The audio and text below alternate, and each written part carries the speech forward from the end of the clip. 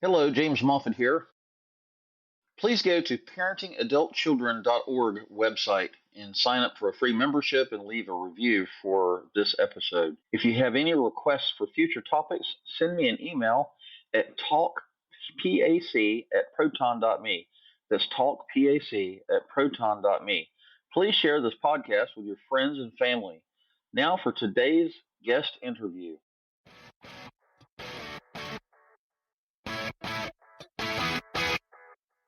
Welcome to the podcast ABCs of Parenting Adult Children. Please join us as we discuss parenting adult children and the unique struggles that it comes along with.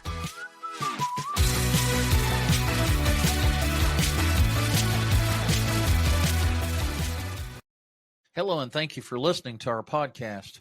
Please subscribe and follow this podcast on Apple Podcasts or wherever you listen. Please take the time to leave a review where you listen to podcasts or on our website at parentingadultchildren.org. My Instagram channel is parentingadultchildren125.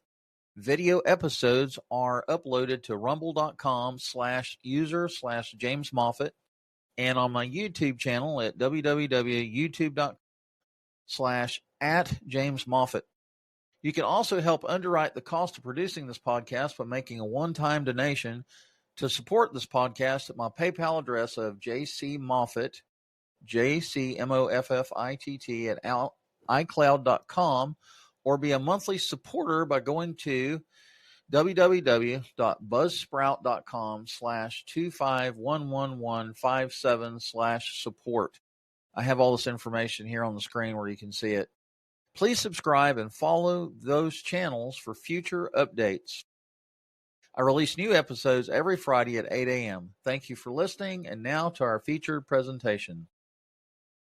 Hello and welcome to ABC's of Parenting Adult Children podcast. My name is James Moffat, and I will be your host. Today we have a special guest, Jane Reynolds. How are you doing? I'm doing just great today. Thank you. Awesome. Hey, do me a favor and introduce yourself to the listening audience. Yeah, I am a board-certified holistic nutritionist working out of Mesa, Arizona, and my goal and passion in life is helping people to think about their mental health differently. That comes to our families, our kids, the people that we work with, and just changing the way we think about our mental health is kind of my life's goal. So I love to get to help people to do that. Awesome. One of the recurring themes on our podcast is self-care. And we encourage moms especially to step back from the mayhem and the chaos and do whatever it is they need to do to embrace self-care, whether it be listening to a podcast, taking a walk in the park, going to Starbucks and getting a drink and people watching, or whatever it is that helps them to kind of get centered and to rejuvenate themselves mentally, emotionally, spiritually, what have you. So that's probably what got my attention about your profile, was you're going to talk about mental health. I've never heard of mental health nutritionist. That's a new term for me. Many people have not. There's a lot of people working in the world of nutrition doing different things. I spoke to a therapist just earlier this week, and she said, okay, I understand you're a nutritionist, so where do you focus? Do you focus on like weight loss, hormone balance? It's like, no, like I focus on mental health.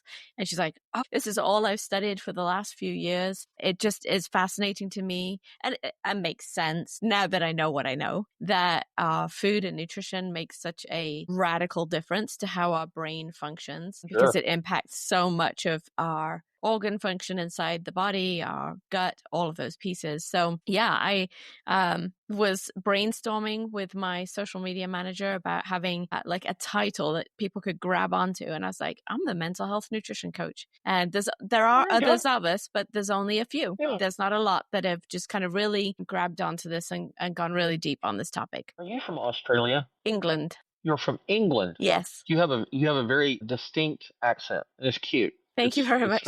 Yeah, I had to ask you. I hope you didn't mind. No, I don't mind at all. Yeah, I actually interviewed a health coach, or he was a coach of some sort, nutritionist, whatever. And he is from Australia, and he was one of my international guests that I introduced or I talked to. And he didn't have a heavy Australian accent because he was born and raised here in America. I want to say Philadelphia, Northeast somewhere. And then he moved to Australia when he was like 9 years old or whatever. So yeah, that's pretty cool. Yeah, I moved here I lived here for a year when I was 10. My dad took a job in the US, so we lived here then. And then I came back probably when I was 17, had a phenomenal time. I just came back to visit friends, went home, worked 3 jobs, saved up to come back again, and met this really cute boy. And I chased him till he caught me. We got married. We've been married for 30 years this year. Oh, wow. Congratulations. Thank you. Yeah, Katie and I have been married 34 years. We're going on 35. Congrats. It's a rare thing these days. Yes. Interestingly enough, I have met people that have been married 50 and 55 years. And I was in our local pharmacy the other day, a couple of weeks ago, and I saw an older couple sitting down. I think they were waiting on a flu shot or something. And I was like, I've got to go over and talk to them, And so I went over and said hello, and I said, do you mind me asking you how long y'all been married? Of course, I'm assuming they're married, right? And typically older people like that are married. And the wife looked at me, or was it a man? Yes, it was the guy. He said, we've been married 66 years. Oh my gosh. I was like, what? 6 years? That's amazing. I said, did y'all get married in kindergarten or what was the deal? And they laughed. And I said, can I ask you what's the magic? What was the secret to your success? And that's when the woman spoke up and kind of laughed. She says, well, we were both in the armed forces, the Air Force or something, for like 30 years. And so they weren't together a lot in the first 30 years. And I said, oh, so the absence does make the heart grow fonder, huh? And they laughed and said, yeah. They were in their 80s. Yeah. And for their age, they look pretty good. I was like, wow, 66 years. I don't know if we'll make it that long, but anyway, yeah. It's in this day and age, being married, being committed for that long is unheard of. A lot of people get into relationships of convenience, right? And they become attracted, they fall in love, whatever. They live together, they don't get married, because I think marriage kind of has a bad rap at times, or it has gotten a bad rap. And so some people just they get into a relationship and they think, well, I'll just stick with this person, with the idea that they'll change their bad habits or whatever, and they'll I'll stay with them until it's no longer convenient to stay with them, and then I'll go jump off the boat and paddle to shore and go find somebody else. So we were just talking about this the other day. Remember, we were recalling when we were dating and when we were, coming down to that marriage point, and I was standing in the kitchen with my mom, and Casey flew to the UK to marry me. He arrived on Sunday. We got married on Thursday. And then he was there for a couple of weeks while we honeymooned. And then he flew back to the States and I had to stay in the UK. But in those few days before the wedding, my mom looked me dead in the eye and said, you need to know that this is once and for all. You're done. If you marry this guy, you are not coming home. And I was looking at a 6,000-mile move. And it wasn't that I wasn't committed to the relationship in any way, shape, or form. Like, I was head over heels. And I wanted to be in the relationship. We had written to each other for 2 years. We had phoned each other for 2 years. Like, we wanted to be in this relationship. But the thought of having that door closed and not being able to come home, she's like, unless something goes catastrophically wrong, you can't come home. And I was like, no, you're right. Like, I am in this for the rest of my life. We're people of faith. We have made, to us, our relationship is a covenant relationship. Right. And it's the, him, me, and God, we're working on it together. And I think because we wrote to each other for so long and we were so far apart from one another, it is just still a delight to spend time together. Like, that hasn't lost it's going to make me all verklempt. No, that's I like him a lot. Oh, and there's nothing wrong with that. I mean, that's humans. We have a need to be wanted and loved and accepted and cherished and adored and all of the above, right? And that's all we can hope, whether it be female or male. That's all we can hope is that we find that soulmate. We find that person that we can spend our life with and we can grow old with, right? Yep. You just don't hear that very often, And so part of the podcast obviously is talking about marriage relationships and that covenant relationship between you and your husband and God, and how God is and your faith is an integral part of that relationship, right? Because relationships can get complicated. We're really complicated. Men are different. We're wired different. Women are wired different, and that's a good thing. Yes. Over the years, I was just going to say, over the years, it has stunned me as much as we learned about communication that anybody gets along with anybody else. Like everybody is so diverse with their own baggage that they're bringing into the relationships, right? Right. Yeah. Right. Yeah. Sometimes we do bring emotional baggage. I'm on my second marriage. Okay. And my first marriage was a flaming disaster. It was just on the side of the road in flames. And I'll never forget how painful that was. Yeah. And I have a Can't even imagine. 38-year-old son from that relationship, which he was probably one of the brightest spots of that relationship. His mother and him are now gone. And so there's all that. But anyhow, yeah. So we talk a lot about marriage relationships and the importance of emotional intelligence, the importance of mom and dad being cognizant of what's going on inside them, their emotions, why do they react to certain stimuluses a certain way? Why do they overreact? Self-care and all that's all wrapped up into a nice, neat bundle. Right. There's a lot there to unpack. And sometimes we get so focused on the kids or the adult children that we forget that we need to talk about what's going on with mom and dad. And sometimes you got single parents.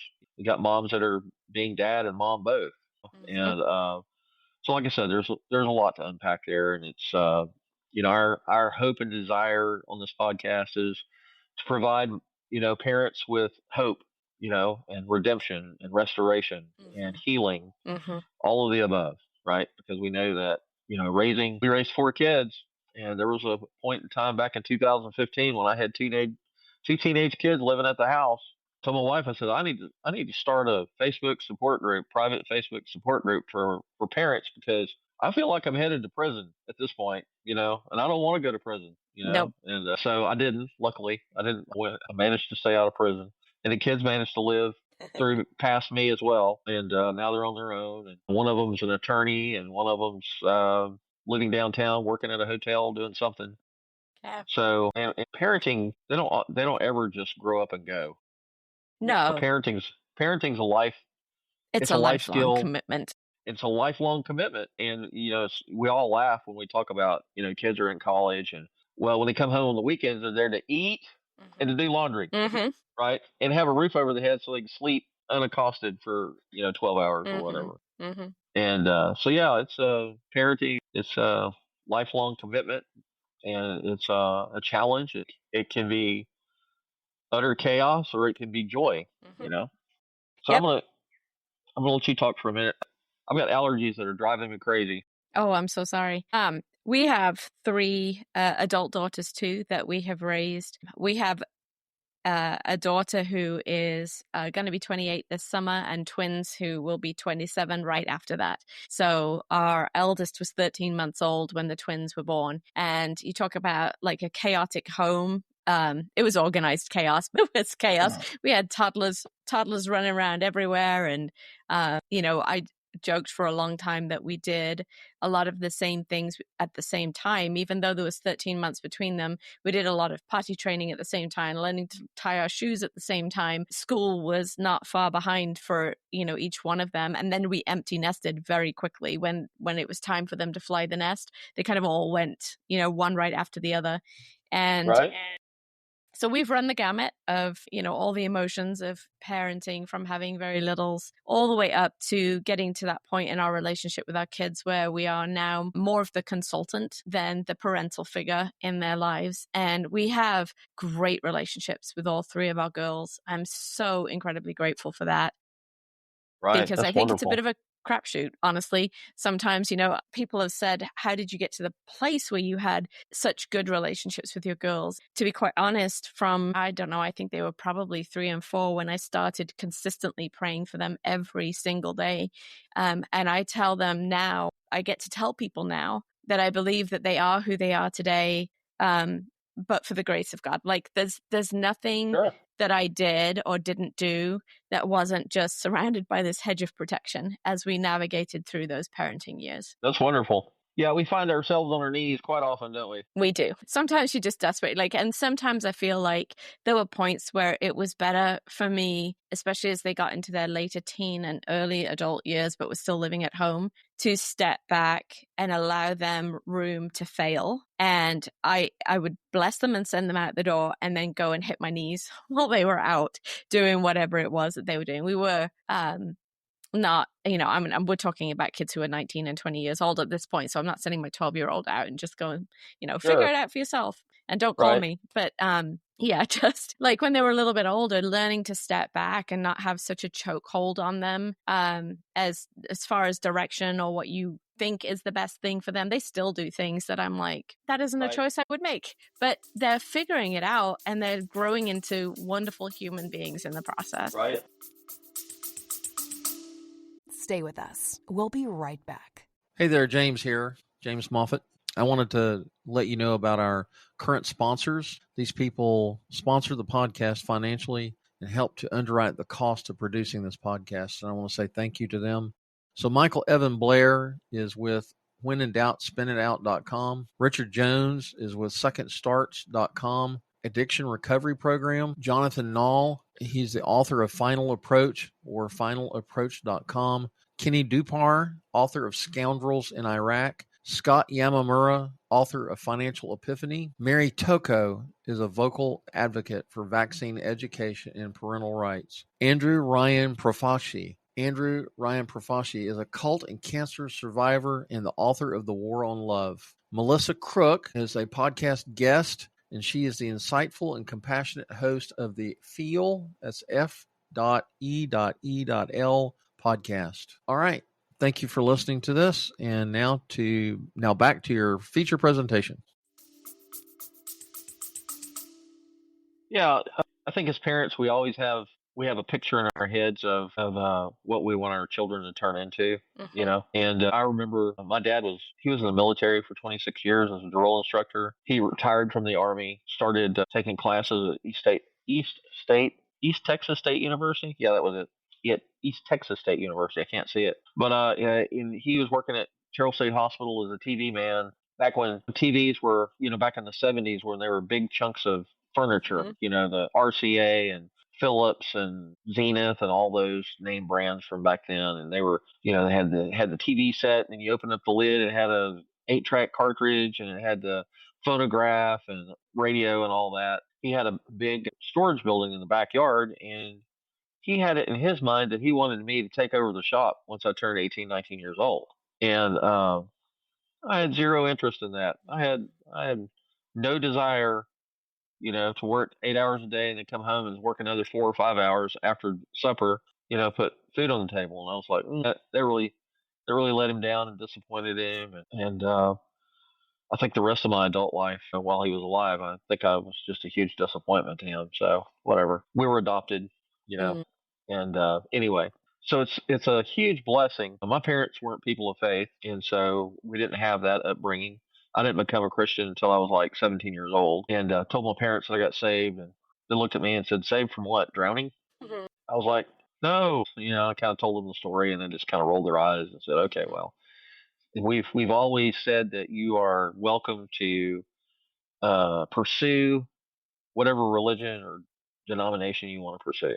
Mm-hmm. Anyway, tell me, let's see what we're going to do here.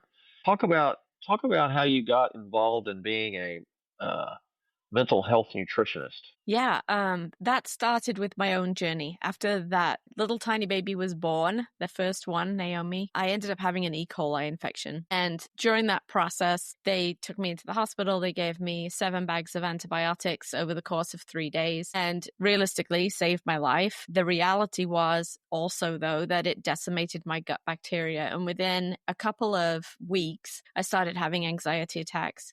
Now, she was only a few weeks old when that happened. So when I went to see a very old doctor who probably should have retired long before I went to see him, but he had a very traditional mindset, and he just kind of looked at me and said, "Well, I don't know what you expect. You're a new mom. Your hormones are probably out of balance. This is life," and sent me home. And I was like, okay, well, I guess that's how it goes. And I started working on, just carrying on with parenting and figuring out life as best we could. And those anxiety attacks got way more serious as time went on. And by the end of 7 years, I was having them, 3 and 4 times a day. They were lasting for an hour at a time. I was not really functioning as a mom. I didn't want to get out of bed any given day. I was calling my husband home from work multiple times a day because I just wasn't coping anymore. I had a 7-year-old and a couple of 6-year-olds, and it was rough. I thought at one point I was having a heart attack. I ended up in the ER, and they're like, "Nah, it's just anxiety." And there's no such thing as just anxiety. It's miserable.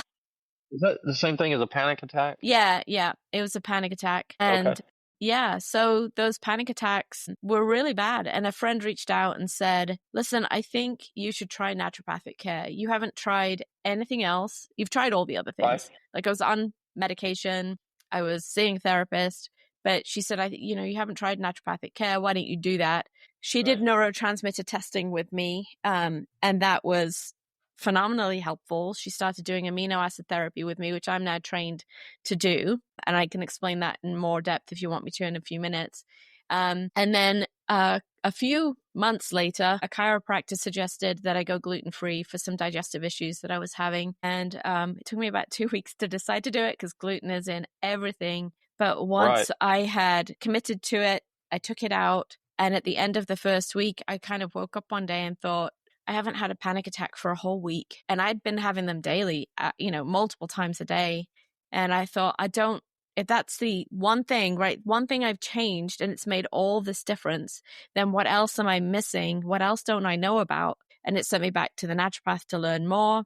I got my blood sugar regulated because anxiety attacks and low blood sugar are exactly the same panic attacks. They have the same symptoms. Okay. So we got a lot of these different pieces sorted out. It was a slow healing journey. Menopause definitely threw it all for a loop again. It's been kind of, it hasn't been anywhere near as bad as it was, but there've definitely been some wobbly moments where I'm like, I don't like how I'm feeling. But it's the shift in hormones, right, that have changed things again. And I understand that. And I have tools in my toolbox to be able to help me to navigate all of those moments. So it sent me back to school. I wanted to learn more about how my body worked and why nutrition was impacting my emotions as much as it was, and how to bring healing to my digestive tract, because that was really the piece that was fundamentally affecting everything. And I did. For 2 years, I did that. I've gone through the Academy for Addiction and Mental Health Nutrition, and I've gone through Amen Clinic's coaching training as well. Awesome. Yeah, I don't think a lot of people realize the importance of how your physical health and your mental health and your emotional health and your spiritual health are all kind of intertwined and connected, right? It's like they say, your oral hygiene is directly tied to the rest of your body and how healthy you are, right? So yeah, that's really interesting. Did you go through postpartum depression? I don't think it really was postpartum depression. I really believe that a lot of it was tied into more anxiousness than depressive symptoms. Yeah. And I know postpartum depression frequently shows up, understanding now what I didn't back then, but we frequently see omega-3 deficiencies in those moms because their babies are taking all of that nutrient from them when they're breastfeeding because they're growing and developing their brains, and they desperately need all those omega-3s, and that leaves mom depleted. And then that wave of hormonal shifts and changes, estrogen rising and falling, really can impact serotonin levels. And so we know now how to, I have a better idea now if somebody's dealing with postpartum, how to help them navigate that, both nutritionally and with amino acid therapy. Oh, okay. Now you're talking over my head. Yeah, I'll bring it back down a bit. Just to say there is hope if you have postpartum, right? It all sounds good, but I don't know how all it works. So yeah.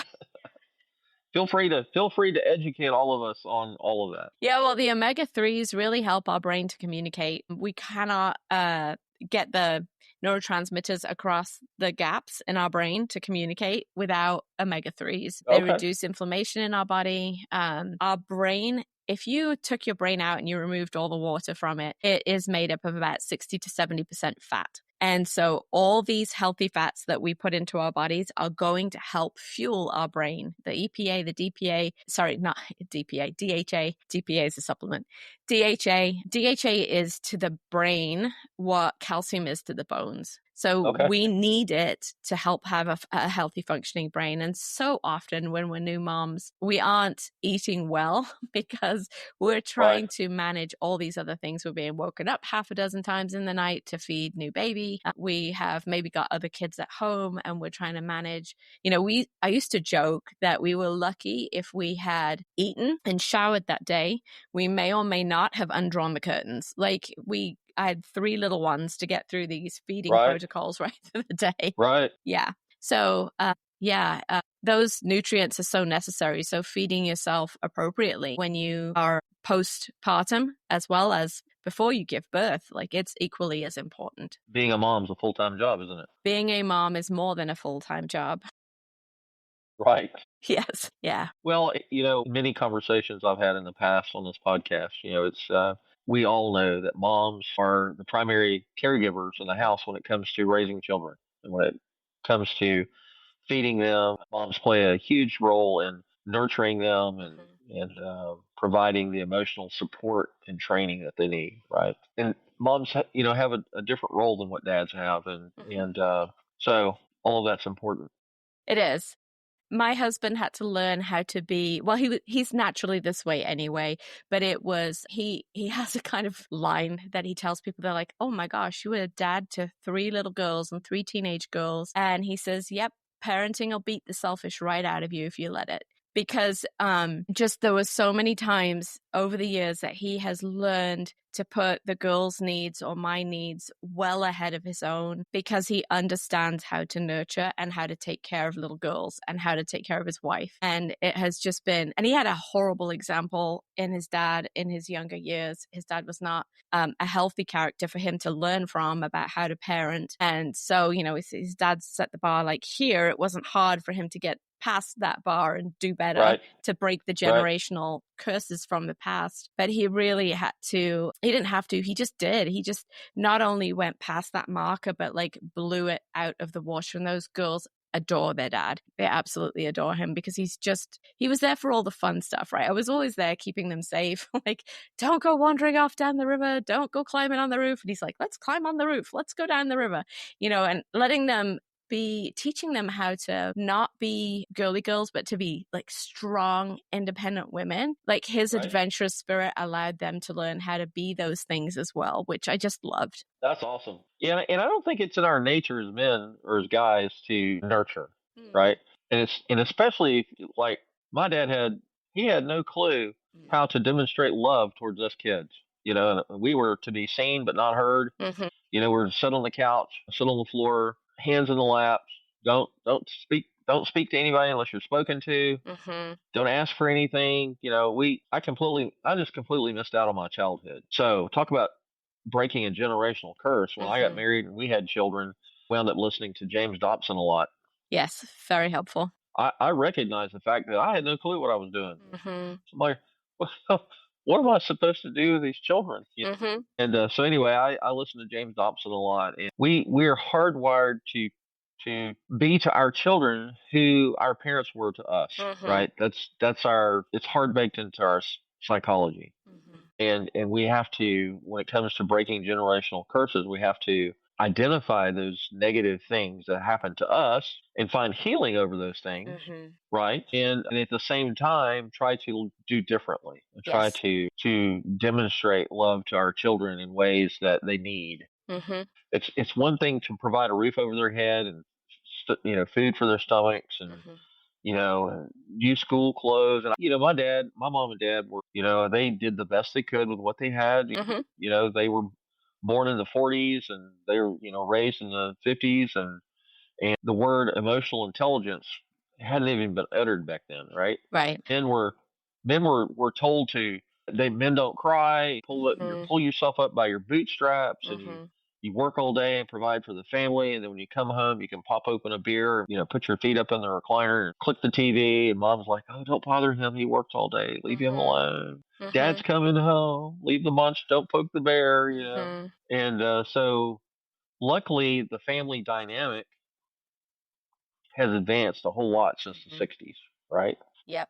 It has. I know I'm thinking back through even some of the things I've said on this call today, and just, I'm well aware it sounds very idyllic. We have had our moments. We have had our moments where we were pulling our hair out, where we were fit to be tied, where we didn't know what the next step was. But again, going back to prayer as a primary thing, just like, God, I feel so lost and I don't know what I'm doing. Would you please help me? Give me wisdom to know how to handle this. The girls frequently had people in their lives that they could go to if they didn't feel like they could come to us. There were safe spaces that they could go and talk to. Good.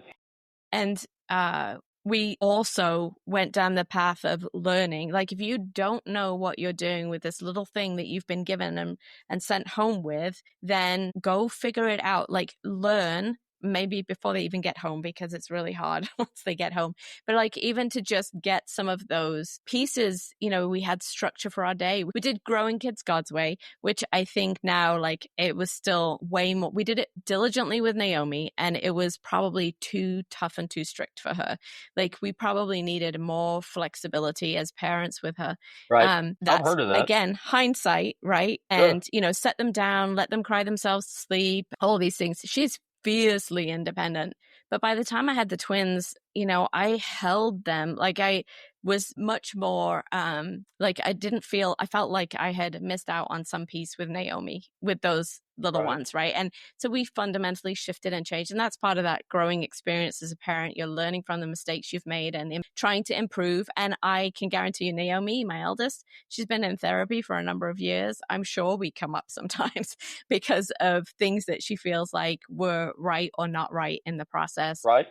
And maybe the other two too. I don't know. But generally speaking, we have whole healthy relationships because we were trying to learn as we went and make the best judgment and the best steps that we could at the time. And that's all you can do, right? Yeah. We're not perfect. We didn't get a manual.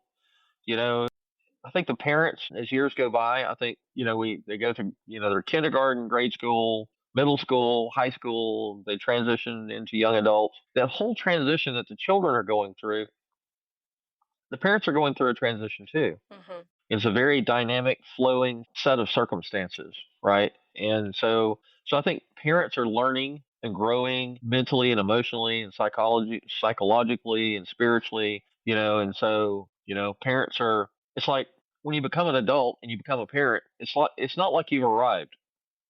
It's not like you've arrived and you have all knowledge, mm-hmm. right? And I think sometimes kids, maybe teenagers, they think we're supposed to have all the answers, mm-hmm. right? We don't. We don't have all the answers.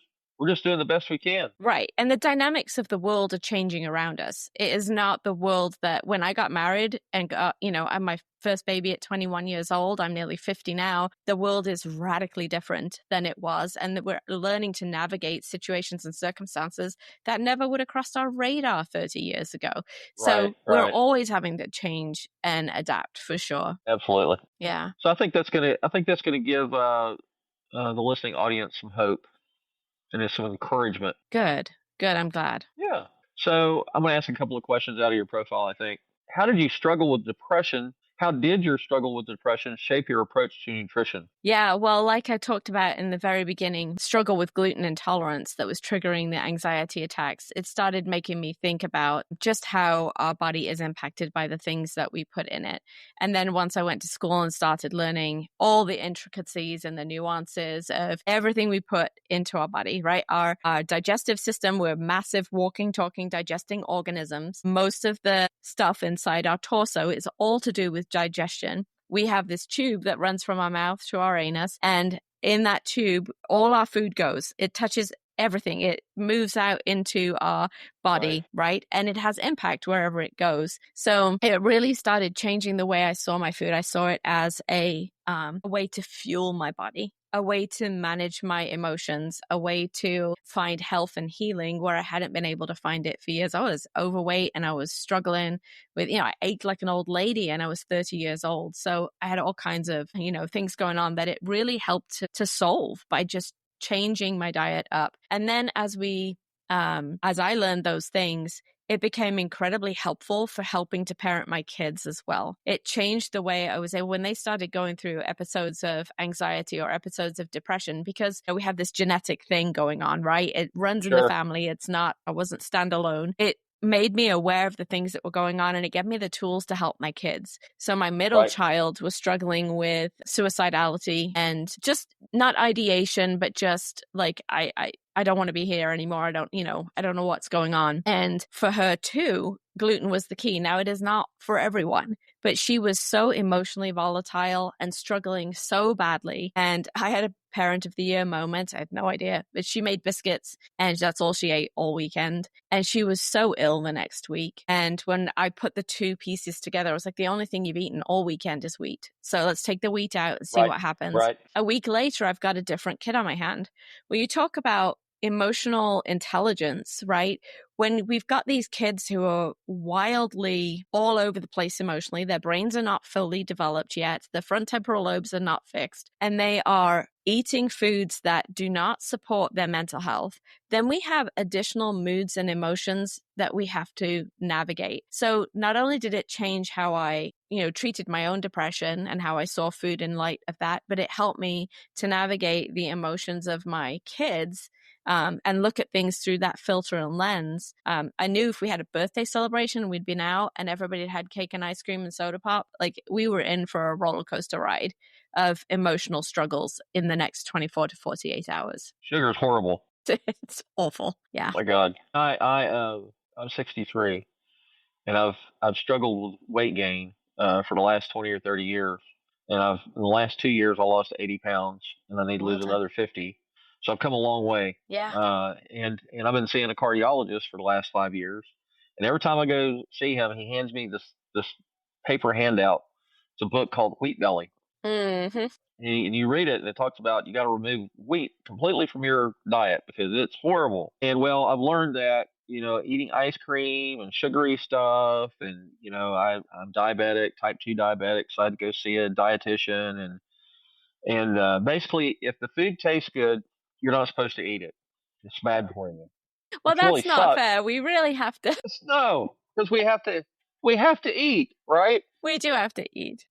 I was listening to this nutritionist. She's talking about portion control. Like you're only supposed to eat the same amount of food as the size of your fist because your stomach is only so big. Mm-hmm. You're not supposed to horse feed yourself and eat fast because your brain doesn't have time to talk to your stomach, or stomach talks to your brain and says, "Oh, dude, I thought your throat was cut, but now I've got enough food. You can stop shoving stuff into your pie hole." Right? I'm like, okay. And so I was listening to this lady talk for like 4 hours. My wife was there, and I just raised my hand and I said, "So I'm hungry, and you're going to let us go out and eat lunch? So I guess a cheeseburger and fries is not on the menu, right?" She was like, "No, nope, no, that's what's gotten you where you're at today." I'm like, "Oh, great."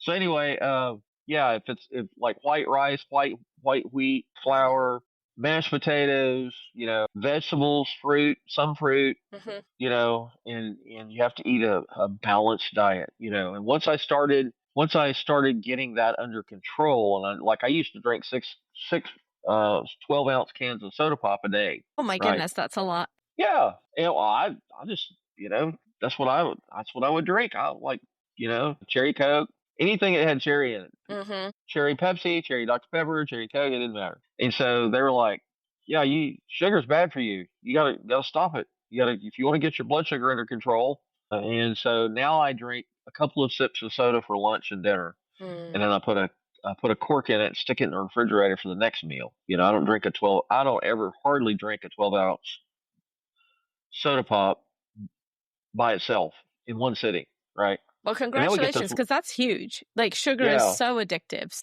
Kudos to you, because those are massive milestones that you've managed to reach. That's amazing. Yeah, and I drink water all day long. That's all I drink. And when they were like, "You're supposed to drink 8-ounce glasses of water a day," and I was like, "What? There's no way I can choke down 8-ounce glasses of water." And you have to take baby steps, right? Yes. And I had to take baby steps. And instead of drinking six soda pops a day, I drank 4 or 3. And I just kind of stepped down over a period of time. And the same thing with exercise. I had to learn how to, when you weigh 300 pounds or more, it is difficult to get off the couch and go do exercise, right? Wow. So I learned you're supposed to walk 10,000 steps a day. I got up to where I was like at 12 to 15,000 steps. Great. It didn't happen overnight though. Like I had to walk to the end of the driveway, come back, sit down, I had to walk down the street, a couple of houses, come back, and so then I started making a route around the neighborhood, right? And walking is the simplest exercise you can do, and it's the best for you, right? It's very And good for you. yeah, so Yeah, you have. I haven't arrived. I still have issues, and I'm still working on them, and I may be dead before I actually get them under control. But I think most of us are going to be dead before we get all of our things under control, to be quite honest, right? I It's a journey. I've heard from some sources that we don't make it out of this alive. Yeah, that's right. Yeah, and it's about progress, not perfection. Right. Right. What is Denzel Washington has a saying in a lot of his movies: progress, not perfection. That's it. Yeah, progress, not perfection. Right. As long as you're making baby steps towards changing things in your life to make you, I don't know if you saw any of the Equalizer movies. You probably haven't. No. They're a little bit they're action flicks, right? So anyway, it's on in several of the scenes in these movies. He's running across, prostitutes, ladies of the night, drug addicts, things like that. And he says, if you don't like your life, change it. Change your life, change your world, right? And they're like, they're so immersed and buried and in chains and in bondage to all of the negative stuff that's in their lives. When you tell them to change their world, they're like, this is my world. What do you mean change your world? It's not, you just don't go to sleep at night and wake up and you change your world and all of a sudden everything's better, right? You just have to take baby steps. You have to make small progressive changes that will help you do whatever it is you want to do in life. And that very much, that is very much that's a good message for those that are listening. If you got issues with your mental health, with your physical health, with nutrition, self-care, just take one thing out of each podcast episode and apply that slowly and surely to your life. And after a while, you'll start seeing some changes, right? Yeah, this is a more than 20-year journey now. It's a 21-year journey that I have been on. And like I said, it's had its roller coaster moments. Sure. We've had our ups and downs. Are we better than we were 21 years ago? We are 100% better than we were 21 years ago. I was packing up my belongings, bringing them home from work because I couldn't hold down a job anymore because my mental health was so destroyed. And here I am running my own company, helping other people on their journey to navigate their mental health.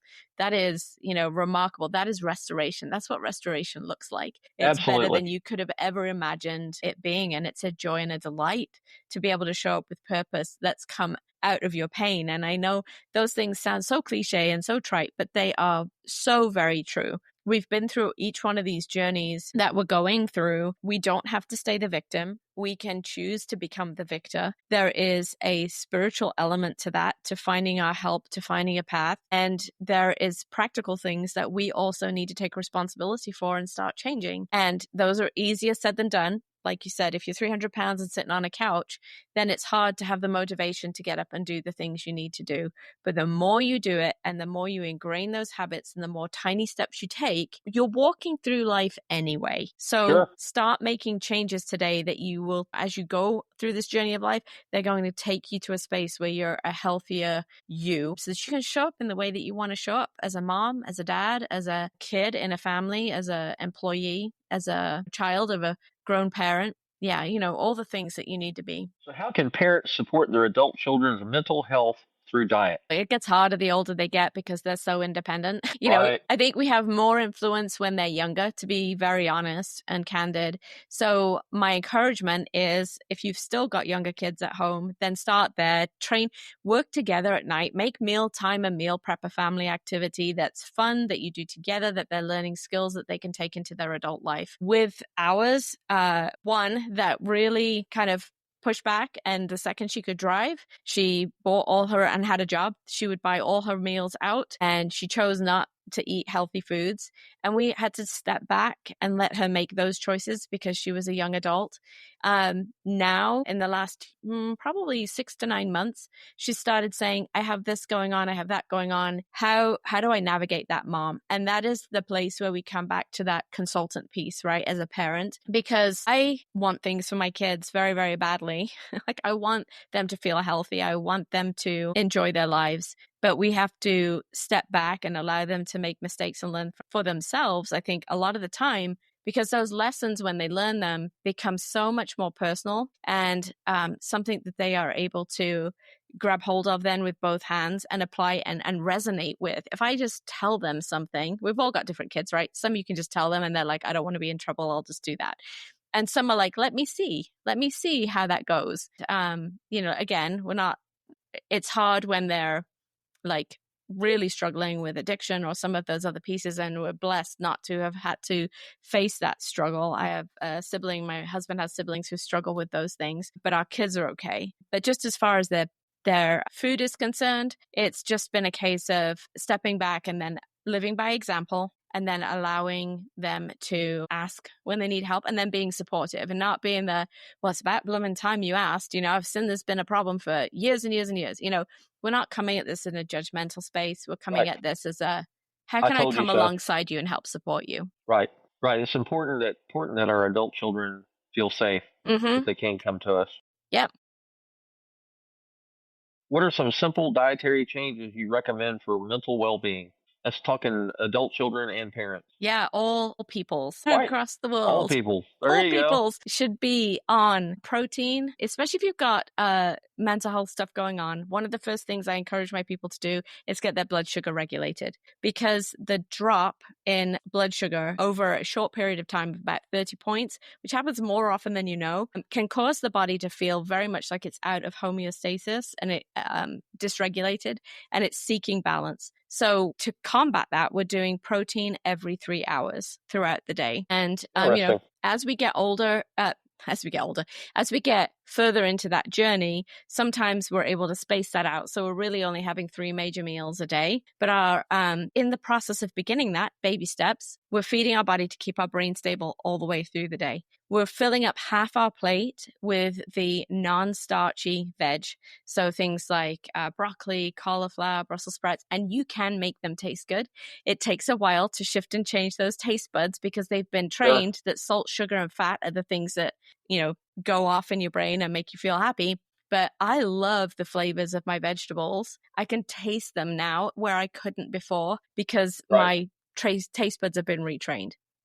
And then we do a quarter of the plate depending on your blood sugar status. Like if you have type 2 diabetes, then we're probably not going to put sweet potatoes on your plate because it'll probably drive everything crazy. But we might be able to do some quinoa or maybe some winter squash or something like that as a healthy starch. Maybe a little bit of fruit for dessert, a little bit of a drink, not a massive drink. I tend to advise warmer drinks with your meals as well. And then healthy fats. So we need those desperately to be able to communicate in the brain, to help build our brain. Our whole body is made up of lipids and fats. So olive oil. I always say we're fish oil. We're a huge chemistry. We are a huge chemistry set, yeah. I did more biochemistry and nutrition classes than I ever did in high school, and it was kind of a shock to the system. But I came away pretty proud of myself for being able to understand some of those concepts. Yeah. Well, it's very, very interesting, and you're very knowledgeable in that area, and that brings a lot to the table. And so, listeners could gain practical insights on using dietary changes to support mental health, inspiring them to consider nutrition as a tool for fostering emotional stability in themselves and their families. Mm-hmm. So, the takeaway for this podcast episode is look at your diet. What are you eating? Mm-hmm. What are you consuming? Is it really good for you? Go talk to a nutritionist. Talk to your primary care physician. Ask somebody that is trained in this sort of thing, and listen to what they say, and try to start taking baby steps to improve your diet. And in the same time you're doing that, it's going to improve your well-being and your emotional status, all of that, your mindset and everything. Yes. Jane, I forgot your name. I had to scroll up. What is her name? Jane, thank you for being here. I appreciate everything you brought to the episode today. It was wonderful talking to you, and congratulations on 30 years of marriage and having 3 wonderful adult children that you actually get along with and can talk to. I do. I like them. Yes. That's awesome. I think I like my children more than they like me, if I were to be honest. Oh. But it's a work in progress, right? Yes, it's always a work in progress. Right. So to my listening audience, I'll say thank you for listening to today's episode. You can listen to this podcast on Amazon Music, iHeartRadio, Apple Podcasts, and Public Radio. If you're on Apple Podcasts listening to this episode, you can actually on your phone, you can actually click on a review and leave a review right there. You can also listen to this on Activate FM. I used to be on Spotify, but I've moved my hosting to Activate FM. You can watch the video episode on Rumble, RUMBLE. It's a conservative alternative to YouTube. Our website is located at parentingadultchildren.org. That's parentingadultchildren.org. The website provides contact information. You can leave me an email, you can leave voicemail, and I'll respond to you. I hope somebody surprises me and does that one day.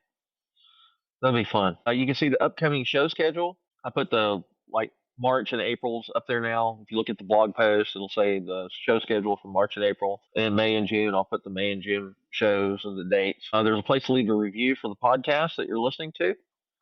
New episodes are released every Friday morning at 8 a.m. And thank you for being here and for listening. And I hope everybody has a wonderful evening or day. And Jane, thank you for being here. I appreciate your input. Thank you so much for having me, James. It's been a delight to be on today. Okay. Please tune in next week for another episode of our podcast on parenting adult children.